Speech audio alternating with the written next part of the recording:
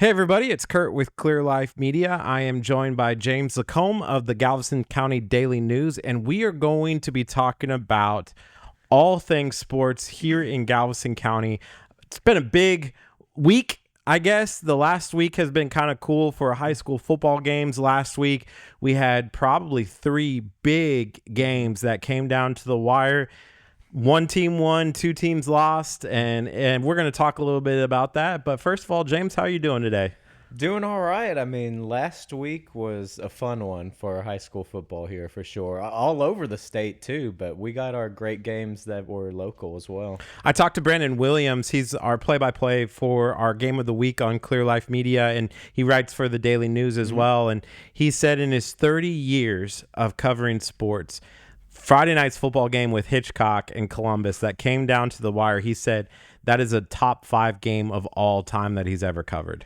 Yeah, I mean, that had everything. I mean, it had the pregame hype with 2 highly state-ranked teams. 1 versus 5, yeah. 1 versus 5, and it came down to going to overtime and then came down to the very last play with a defensive stop on the 2-point conversion. So we had 2 broadcasts that night. We had a team up in North Houston at the ULH Event Center covering Muay Thai, and we had a team down in Hitchcock doing that game. And I was up at the Muay Thai game, so I wasn't even a part of that environment for our team. But I had the game up in the trailer on YouTube watching it. And I watched the entire fourth quarter and the overtime while the rest of the team was cleaning up. Don't tell the rest of the team that. But I was watching the game, and I couldn't believe what had happened because what you had was a unique situation. You have the starting quarterback, Lloyd, go down with an injury in the second half, like second quarter, I believe, right? I believe so, yeah. And they were down by 1 point going into halftime. And then all of a sudden, Hitchcock goes up 30-14. Is that right? Yeah, 30-14. And you're like, man, this is good. Like they're gonna steamroll this. Well, in the fourth quarter, with like 4 minutes left, here comes Columbus and makes 2 insane deep bomb catches and 2 2-point conversions. Like the odds of that happening are absolutely unreal. I mean, have you ever seen anything like that? I mean, I've seen some pretty epic comebacks late. Clear Springs has done it to Dickinson a couple times that I've witnessed, but not quite, like you said, the long bomb style, just, kind of throwing up a couple prayers that were answered. It doesn't happen very often. Yeah, it was a classic game. And then, not only that, you have, again, a backup quarterback for Hitchcock in an overtime game against the number 1 team in the state, and he gets the touchdown in the fourth quarter for Hitchcock, and they go for the extra point, which is the safe play, right? Safe play there.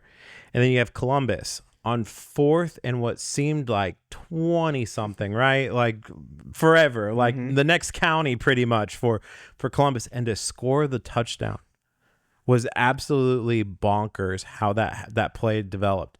And then you have a coach who makes the decision to go for 2 instead of taking the game again into another overtime, which is a good move. If you're the number 1 team in the state, they've already made 2. Why, they're going to get one. And then Hitchcock steps up and swats that ball away. I mean, did you watch those plays? Yeah, I did. And it's crazy. 2 years ago when Hitchcock played in Columbus, I remember their game-winning pass was almost the same thing. It was 4th and forever. And Lloyd just threw one up, and Damian McDaniel, who's now at UNLV, he came down with it. And that ended up being the game-winning score. But, so it was almost exactly the same, except this time you had the extra element of Columbus rolling the dice and going for 2, and Hitchcock, coming up big and, saving the win in that game. So Lloyd has a torn ACL as well, unreported torn ACL. We haven't confirmed with our sources say this is what you say in the business, right? Sources say torn ACL. He's done for the season. And so that kind of affects Hitchcock a little bit. How does that impact their playoff runs? They got a couple of easy games left, but the playoff run, how does that change?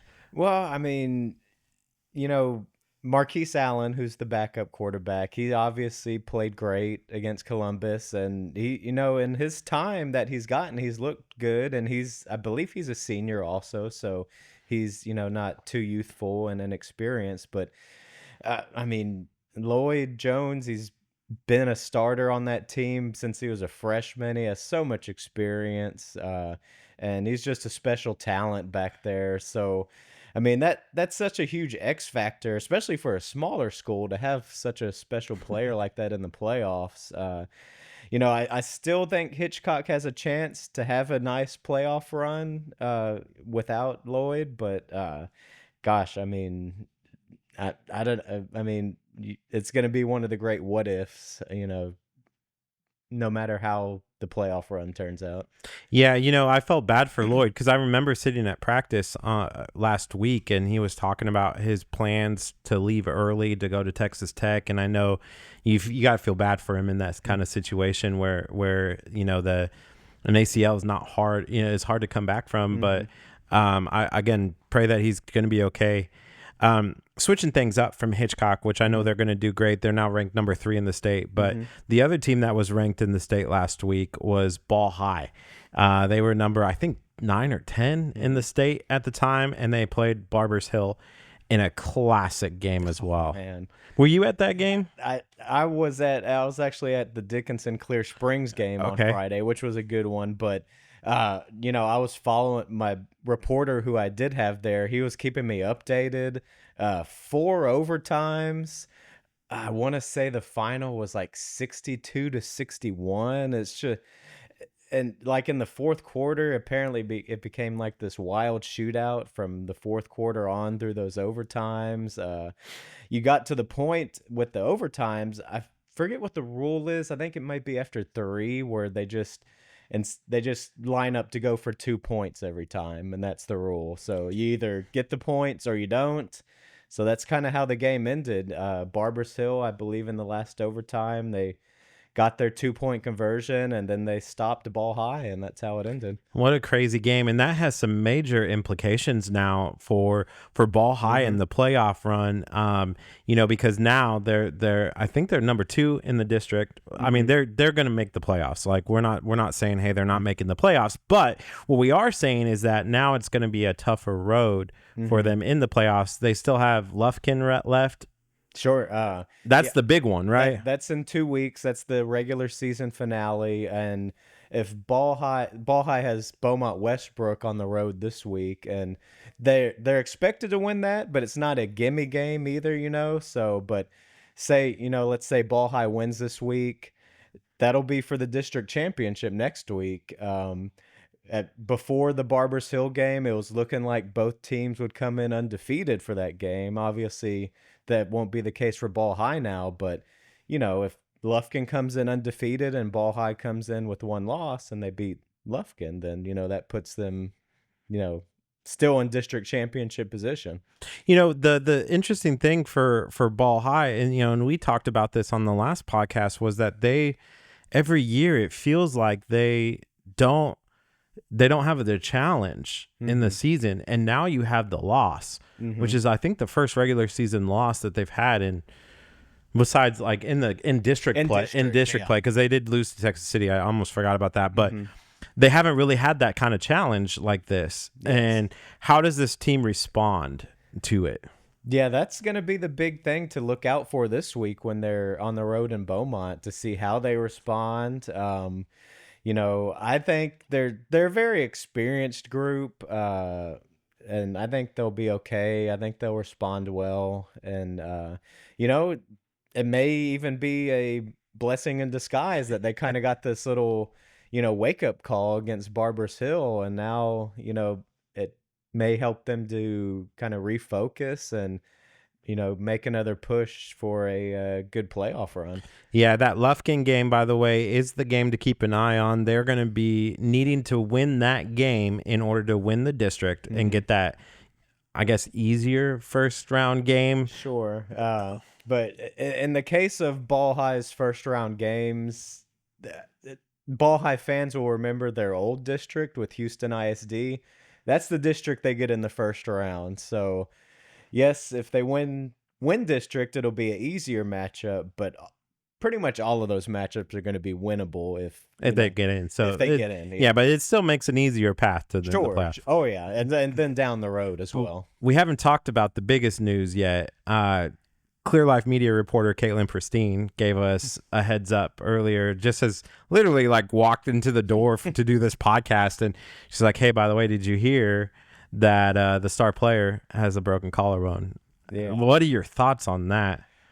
Well, I mean, Jonah Williams is a 5-star player for a reason. That guy's just a special talent, and he does so much for Ball High. I mean, he's primarily a defensive player, obviously, but they can line him up on offense, and he scores touchdowns that way. He returns kicks.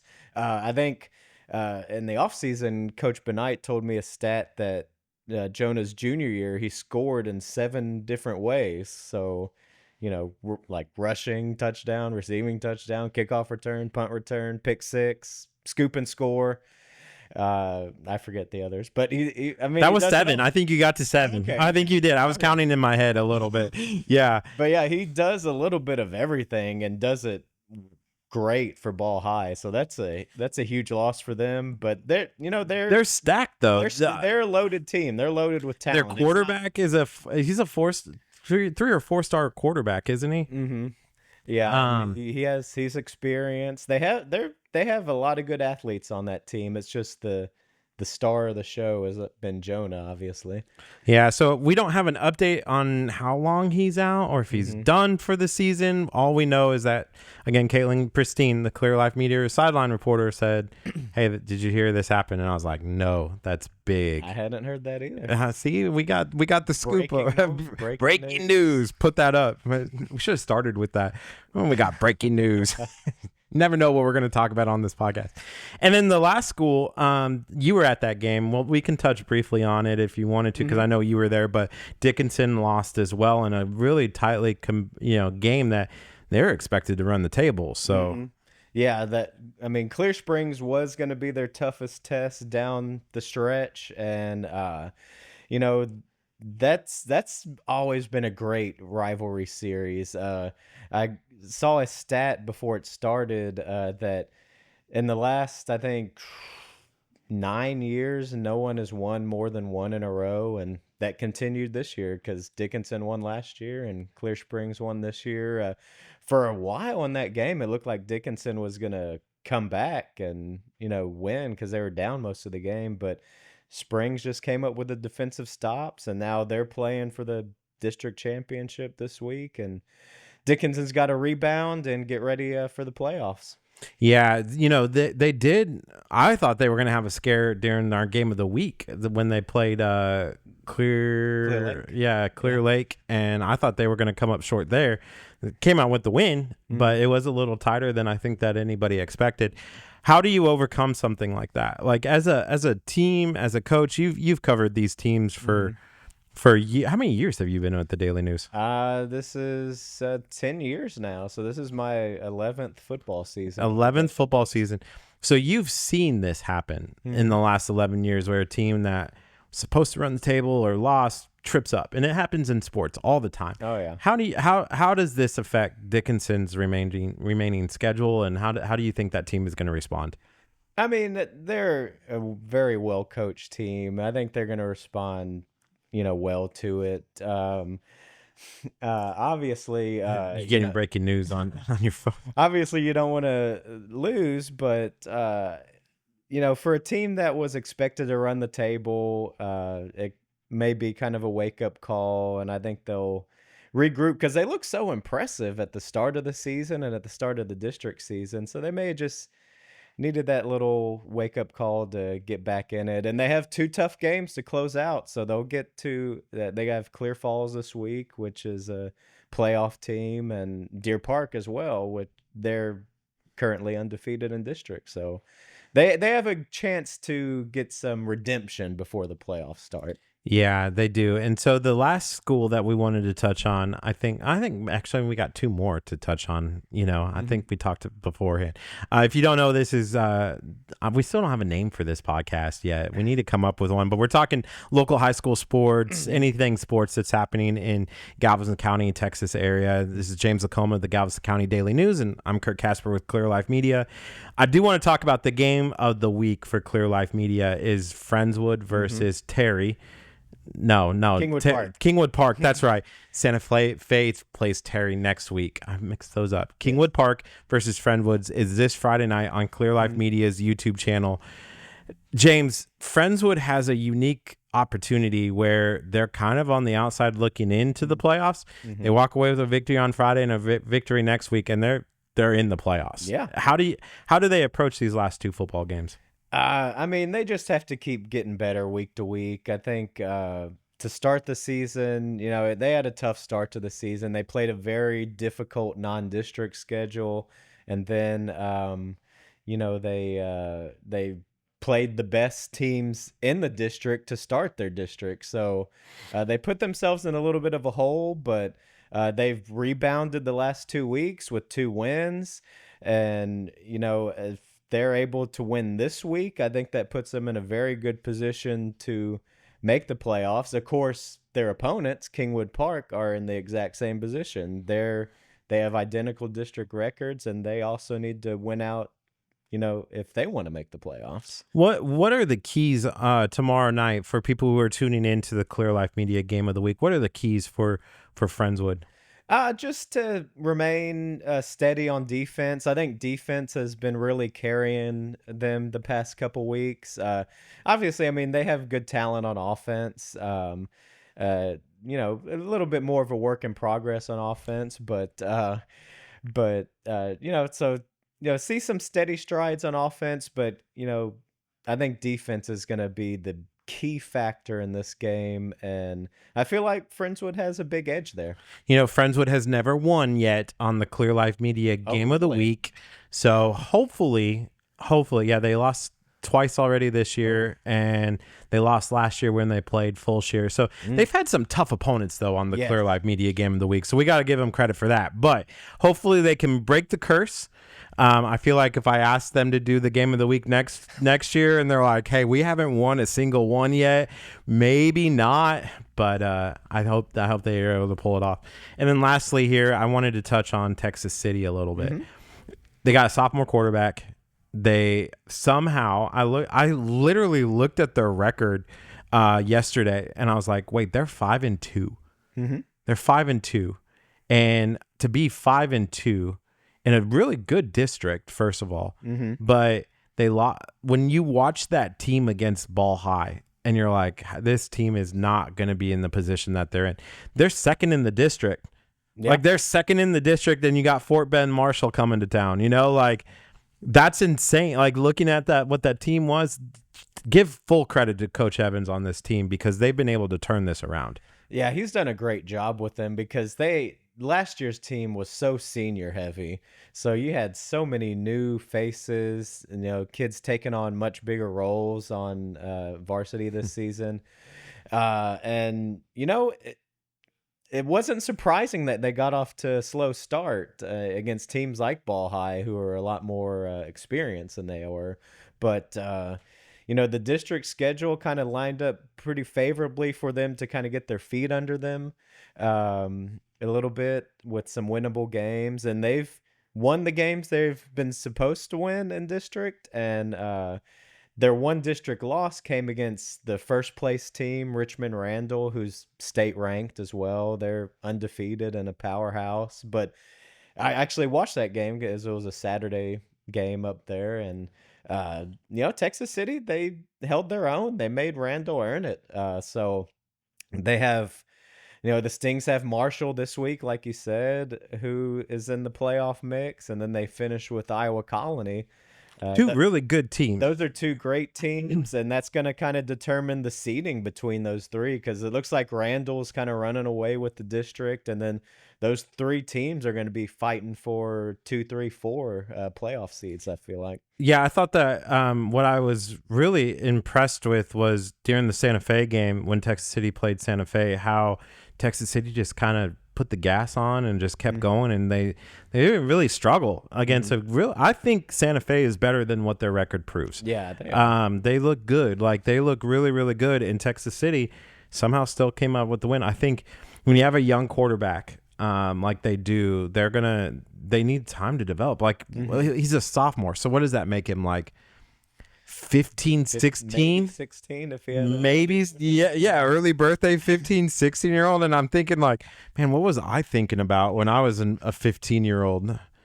Y'all don't even want to know, first of all. But definitely not like hitting receivers. I remember we had a quarterback who I thought was really good on my high school team, Blake Reynolds, and I couldn't see him doing what this 15-year-old kid is doing. So that's very impressive. Again, I think a big shout out to Coach Evans on that. Yeah, they've done a good job to, be back in the playoffs again. And what could have been like chalked up to a rebuilding season, they're back in the playoffs. Okay, and then last thing before we wrap up the high school portion of this show, we had mentioned earlier when we were talking about teams, and their playoff chances, right? Ball High probably has the best chance to advance beyond the first round. But last season, we had 4 teams in the area make 4 or 5 teams make the playoffs last. Almost all of them. All of them. Clear Life covers. For yeah, sure. And Santa Fe was I think the only team that didn't. Like, yeah, Lamarck, they were just on the outside looking. Lamarck made the playoffs. All of them made. Lamarck made playoffs last year. Oh, not last year. No. They're in position to do it this year, right? Yeah. So again, we're in the same situation. We're going to have a load of teams in this area up for the playoffs, and are they going to get out of that first round? I think that's what everyone wants to know: is are we excited to have a deep run in the playoffs this season? I feel like even with their backup quarterback, Hitchcock has a good chance of getting out of the first round, because I feel like they should win this week, and that will clinch the district championship. So they'll go into the playoffs as a 1 seed and play the 4 seed out of the other district, which that's a tough district that they draw in the first round. Obviously, they were upset last year in the first round, but for them to get, the 1 versus 4 matchup there, I think that matches up favorably. We touched on Ball High playing their old friends from Houston ISD in the first round, which really, no matter who they match up against, they should be favored. But then you're going to have some tough matchups. Texas City right now, they're kind of hold their playoff seeding fate in their own hands, as we talked about with those last 2 games. And with the district they'll match up against, it would bode a lot better for them to go in as a 2 or 3 seed than as the 4th place seed playing that district champion over there. And Friendswood, they're going to have a tough first round matchup if they get in as that number 4 seed. Lamarck, will they get out? Lamarck, as long as I think Lamarck is in. I mean, if they win, they're definitely in. If they lose this week, I think they need some other things to happen in their favor. But I think it looks like favorably like they will.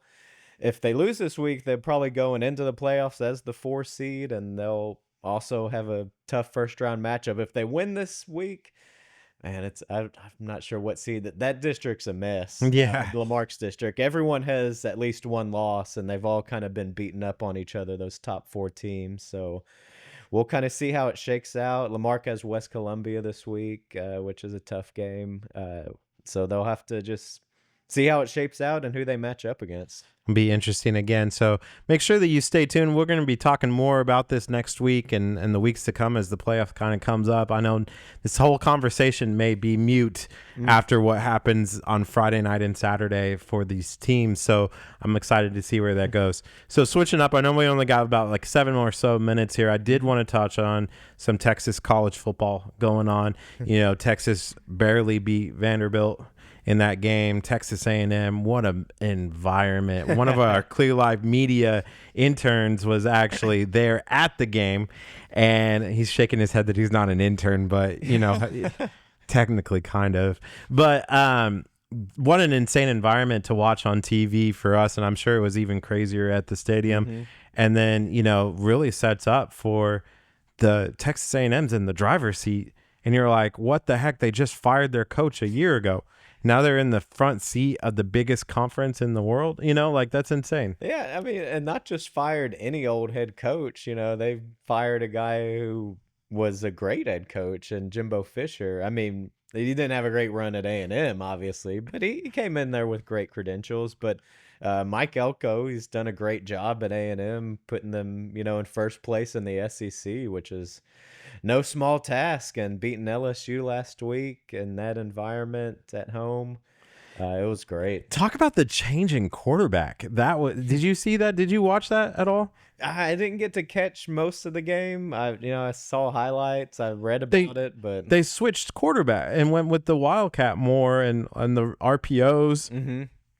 Changed the complete perspective of that game. I know it's hard to game plan, and then you throw in a wrinkle like that unexpectedly, and your defensive coordinators are like pulling their hair out, like, how do we stop this guy? And he was like, I think he ended with like 3 or 4 rushing touchdowns at the end of the game. Like, you cannot, like, that change in my, because I looked right at like the second quarter when I first started watching, LSU was winning, and I was like, see, Texas A&M can't win the big games, and then all of a sudden you look up and it's like 3-4 touchdowns from their running quarterback, and you're like, what is this? Like, this is nuts. That's one of those moves that's like, if it works, stroke of genius. If it doesn't, watch out. But it worked for them, and it felt like playing NCAA football, like on the PlayStation. You know, if I take over like one of the worst teams, like, you know how you do that rebuild, you pick a bad team and try to rebuild it. That's how I felt that game went, because I always put in like the fastest dude. Like, he may be a running back, he may be a wide receiver, and I put him at quarterback. I'm not throwing the football with this dude. All I'm doing is running options all over the field. And it's like, oh, they made the national championship, you know, because it's like, that's how you cheat the game, you know? Like, yeah. But that's how I felt that Texas A&M game was. Yeah, I'm not sure if that's exactly where Elko drew his inspiration. Maybe. But watching me play NCAA football. But I mean, it makes sense. And yeah, back in the day, that's how I used to play with the startup bad team in dynasty mode too. Do you want to take a guess at how the cheapest ticket is right now for the Texas A&M Texas game? The cheapest ticket? Cheapest ticket right now, if you bought a ticket to go to that game. And we're still like 3 or 4 weeks out, maybe? Yeah. 3? It's Thanksgiving, a whole month away. $400. No, $653 night for one ticket. And the nosebleeds, probably. Probably, yeah. I mean, they showed the graphic, and it's like $3,000-$4,000. And I know we talked about this, I believe, at one point where we said, man, imagine the amount of money you're going to have to spend in order to like root for your team as they go through this playoffs. Because if let's say they don't win the championship game, they have 4 games. So you got the home game, which I'm sure is going to be expensive tickets. Then you have the quarterfinal game that is away, you know, some bowl game. Then you don't even know where you're going to go. So then you got to pay for that, pay for the travel. You got the semifinal. You know, that's going to be a big game, another traveling expense for the schools. And then you got the championship. And so now you add the game before, 2 games before that, you have the Texas A&M game. You probably dumped a load of money on. Yeah. You have the SEC championship game. Like, that's 6 weeks that if you really loved your team, you're probably dropping $20,000 just to go and watch them in person if you wanted to go to all 6 games. Yeah, that's a going to be a great story to follow, to see how many people do that, what their expenses are. I mean, that yeah, that takes a lot of commitment to your team for sure. And the schools. Yeah. All right, we got 2 minutes. I want to touch really fast on the Houston Texans. They won again against Indianapolis. They're kind of in the driver's seat, but another huge blow and injury to the team. Stephon Diggs done for the season. Done for the season. Now they're down 2 wide receivers. Right now, I think they're getting one of them back. Nico Collins, I think, is coming back in a week. I think he goes off the injury reserve. So maybe not next week, but the week after, he might be coming back in a limited role. But now you're down 2 wide receivers. How do you overcome that as the Houston Texans? Well, offensively, you need to see Tank Dell kind of go back to where he left off last season before he got hurt. That guy was really he had a great connection with CJ, and They were good last year, yeah. and this year he's kind of been lost in the shuffle. Now he's the guy, he's the gonna be one the guy in there, and you have a couple good tight ends that you can increase their role in the passing game too, and in the run game. and luckily you have Mixon in the run game, Joe Mixon, who's gonna have to be even more of a workhorse than he has been so far. Yeah, it'll be interesting to see how the Houston Texans respond this week. And again, a lot of good stuff happening, a lot of great places to catch sports. Watch tomorrow night. Friday night on Clear Life Media for the game of the week. Friendswood is taking on Kingwood, and it's going to be a wonderful game. So make sure that you tune in for that. For any other coverage of high school sports, make sure that you follow this dude on Twitter. Make sure that you go and follow the Daily News on Facebook, Instagram, wherever they have it. James, any last words? No, I mean, I usually make a prediction. I think Friendswood's going to win. Oh, you got to make that prediction. Friendswood with the victory. Yeah. And a chance to keep their playoff hopes alive. Guys, it's been great. Thank you so much. We'll see you next week.